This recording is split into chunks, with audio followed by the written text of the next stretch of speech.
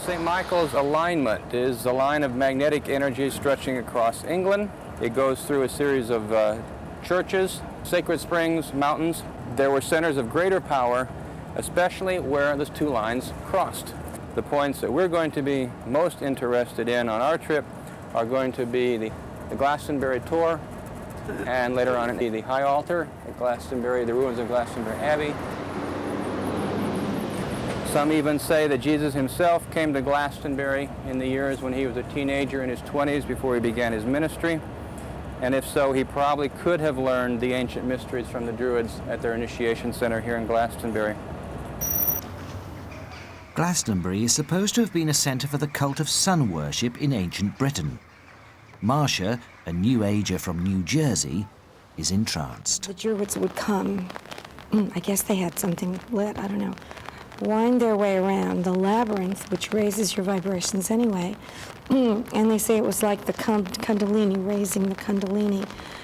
And at the point of sunrise and sunset, it's not too bad, is when you have the greatest spiritual energy coming down.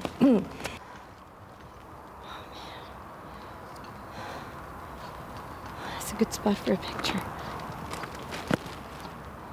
So it was supposed to be, let's say at the solstice, like an explosion when they met, and the joining of the energies would explode through all the ley lines in England and carry all of the energy down. Ahead, that this is the heart chakra of the whole earth.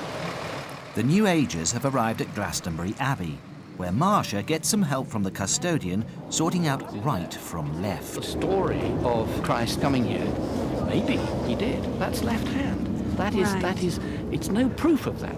The story that Joseph of Arimathea came here, There's no proof. left hand. The story that there was a church built of wattle and daub on the site of the Lady Chapel, left hand. Pretty strong left hand, but it's left hand. Even the Arthurian legend here is a little bit of left hand here. It's not all right hand. There is some fact. We know that the monks dug there, and we can show you roughly where. So we know that. That's fact. What is not fact is, was that definitely Arthur? Nobody knows. Nobody can prove it one way or the other. But the point is that the whole Glastonbury story is this mix of the left and the right hand coming together to produce what is effectively a most exciting and fascinating place. Tell me what they're doing right now, because... Okay, you need to go into there. Yeah, I've been going in there. Okay. Sharon and Lynn have brought along their dowsing rods, hoping to trace the mysterious energy lines said to cross at the sacred high altar. Go inside, Lynn, and stand over the center point. And put your hands out. Is that where the ley lines? And even. Okay.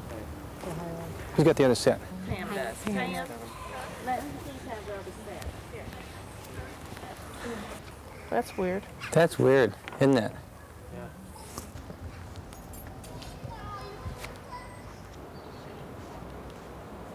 I'm originally sorry to be a bit heavy, but we're not allowed to go inside there. Okay.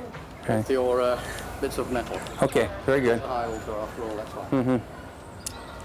What slightly gets up my nose about it is that people assume that because this hasn't got a roof on it and because it's Glastonbury, they can do what they like. This is a living church. They have a right to be here. Of course, we don't stop them coming here.